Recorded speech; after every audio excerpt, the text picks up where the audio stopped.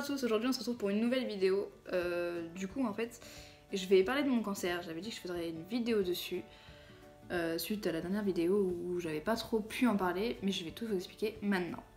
Et aussi je voulais m'excuser de ça parce qu'en fait je viens de me refaire tatouer, en fait je l'ai terminé pour les personnes qui avaient suivi l'ancienne vidéo. Du coup j'ai terminé, je vous ferai une photo de quand tu l'auras fini cicatrisé, je ferai un post sur les réseaux pour vous montrer un petit peu à quoi il ressemble. Donc là, je vais vous parler de quand est-ce que je l'ai eu, de pourquoi je l'ai pas dit, de pourquoi du comment en fait. Je vais commencer par le début. Donc comme vous savez, j'ai la maladie LR dans l'os, je l'ai su, j'avais 16 ans, enfin entre 14 et 16 ans en fait, ça a mis à peu près 3 ans pour qu'on trouve cette maladie. Et entre temps en fait, j'ai fait une espèce de dépression, etc. etc. Et à ce moment-là, je me suis dit que c'était pas que à cause de la maladie LR dans l'os, mais qu'il y avait un souci, en fait. De là, j'en avais pas parlé à mes parents, mais j'ai commencé à chercher de mon côté de qu'est-ce qui pourrait se passer en dehors de cette maladie, parce que je me sentais très très faible, mais vraiment très faible. Je me disais qu'il y avait un problème qui avait aucun rapport avec cette maladie. Et je suis rentrée en contact avec plusieurs professionnels, dont des cancérologues, qui se situent sur Nîmes, Montpellier et Marseille. Et en fait, il s'est avéré que j'ai fait des tests et il s'est avéré que j'ai un cancer des os. Mais j'ai pas un cancer des os bénin qui serait en fait une tumeur, mais juste un cancer des os. Et en gros, la cellule cancéreuse ne se situe pas à un seul endroit en fait. Comme par exemple quand vous avez un cancer du sein ou du foie, la cellule elle est sur un seul endroit. Malheureusement, moi j'ai plusieurs cellules cancéreuses qui se situent partout. Mais plus sur les jambes que sur le haut du corps, même si elle est partout. Le truc c'est qu'on peut pas vraiment la soigner par la chimio, ni la photothérapie. En fait, j'ai fait quelques photothérapies, sauf que c'est pas du tout fait pour moi. La chimio, j'en ai perdu mes ongles, d'où le fait que maintenant je fais des faux ongles parce que je n'ai plus d'ongles. C'est très compliqué parce qu'on peut pas le soigner. C'est un cancer qui ne se soigne pas, enfin, comme la majorité des cancers, simplement celui-là on peut le mettre en pause ou en veille, enfin chacun emploie son terme, mais il ne se guérit pas. Du coup, moi j'ai décidé de pas me le soigner de la même manière que tout le monde, ou même pas du tout le soigner, dans le sens où je ne supporte pas les traitements. Mon corps ne supporte absolument pas les produits et ça m'affaiblit encore plus que quand je me soigne pas. Donc déjà c'est un point pour pas me soigner. Après, vous savez très bien que quand on soigne pas un cancer ou une maladie, forcément ça engendre pas mal de problèmes. Les médecins aussi emploient les termes du fait qu'il me reste pas très longtemps, enfin ça c'est eux qui le disent, puisqu'en fait j'essaie de me soigner comme je peux, par exemple faire du sport. J'avais repris le sport, bon ce temps-ci c'est compliqué pour avoir une nouvelle salle parce qu'il s'est passé 2-3 trucs dans ma vie, donc j'ai plus de salle pour le moment, mais en décembre j'aurai une nouvelle salle plus appropriée pour moi. Un terme alimentaire plus ouvert, c'est-à-dire qu'avant je mangeais par exemple que des steaks ou des trucs comme ça. Maintenant je mange beaucoup plus de choses comme des pâtes. Je mange énormément de féculents ces temps-ci parce qu'avant j'en mangeais pas du tout. Ça me fait du bien.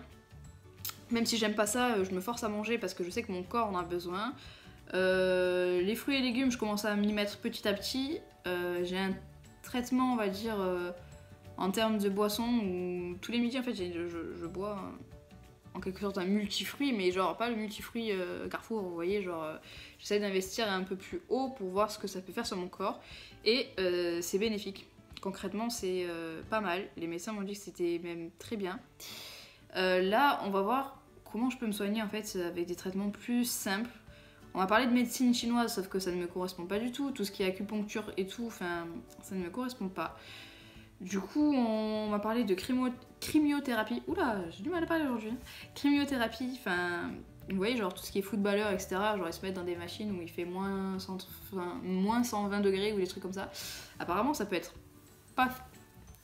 fait pour mon cancer. Après, je sais pas du tout si c'est fait pour moi, parce que chaque personne réagit différemment face à la maladie. Je cherche des méthodes pour me soigner sans qu'elles soient dures. Car je sais que mon corps ne peut pas supporter une dose de douleur, enfin tout ce qui est chimio. J'ai eu de la chance parce que je n'ai pas perdu mes cheveux, et encore ce temps-ci mes cheveux ils sont moyens. En haut, je sais pas si vous voyez, je vais vous montrer. En haut mes cheveux sont coupés à cause de la maladie, à cause du cancer. Mes cheveux ont commencé à se briser. Du coup, j'ai stoppé le traitement hein, et en fait, on a vu que en fait, j'allais perdre mes ongles plus que mes cheveux. Donc j'ai perdu mes ongles et à la place, j'ai mis des faux ongles. Comme ça, c'est plus sympathique, si on peut dire ça comme ça. Du coup, j'essaie de me soigner comme je peux. Après, j'ai pas forcément envie de me soigner car je supporte plus la douleur et après, c'est un choix personnel.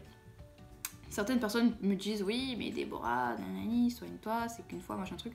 Non, chaque personne réagit différemment. J'ai été dans plusieurs services et j'en ai parlé avec énormément de personnes, des malades et des non-malades. Et chacun réagit différemment. J'ai plusieurs amies qui ont réussi à battre le cancer grâce à la chimio, mais qui m'ont dit que si elles auraient dû réfléchir au choix concernant la douleur, elles ne l'auraient pas refait ou elles n'auraient pas repris le traitement. Enfin, bon, ça fait déjà pas mal de temps que j'ai arrêté le traitement.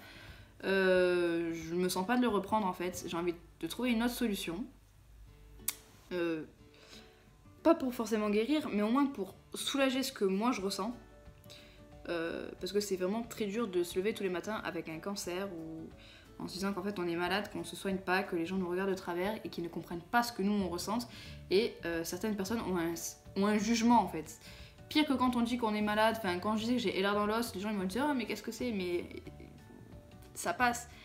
Là ça passe pas, je dis que j'ai un cancer mais que je me soigne pas, ils me regardent de travers en mode quoi? T'es qui? Qu'est-ce que tu fais là? Arrête de mentir. Et j'ai eu énormément aussi de messages de gens qui arrêtaient pas de dire mais Déborah, arrête de mentir. Tu n'es pas malade.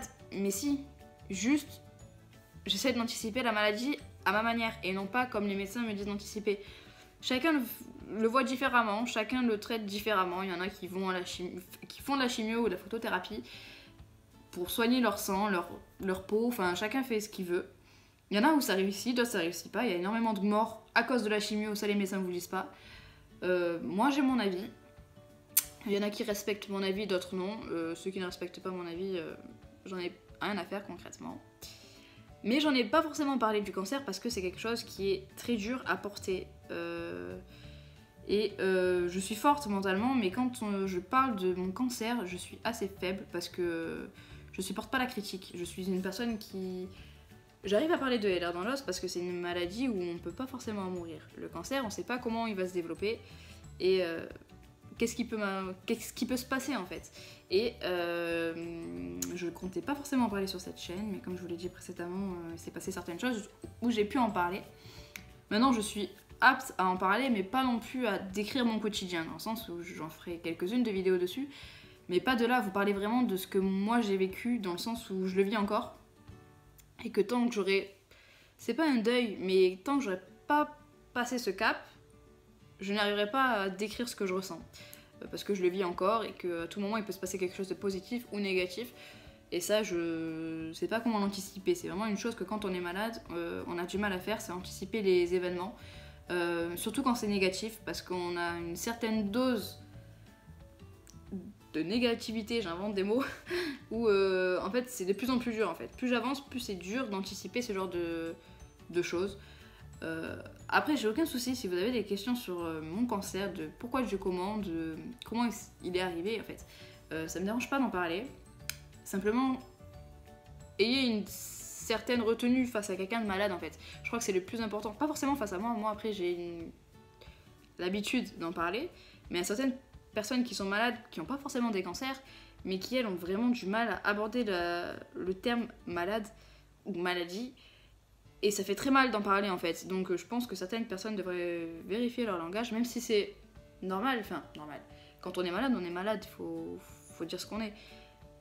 Mais ça fait mal. Il y a certains mots à employer qui sont pas forcément agréables à entendre, et je peux tout à fait comprendre ce genre de personnes.